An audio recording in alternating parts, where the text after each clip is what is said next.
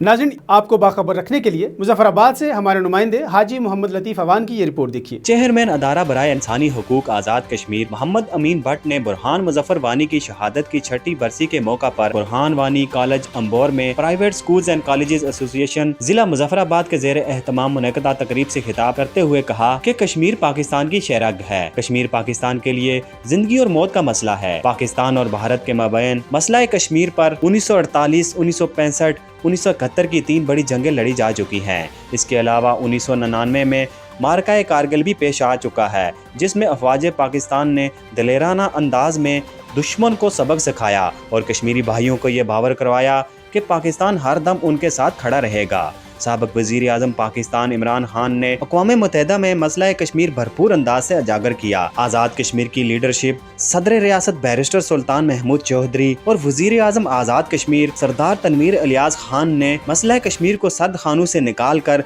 दुनिया के सामने लाया। कश्मीरी कौम को अपनी आवाज़ यकजा होकर बुलंद करनी चाहिए, जो उनका हक है।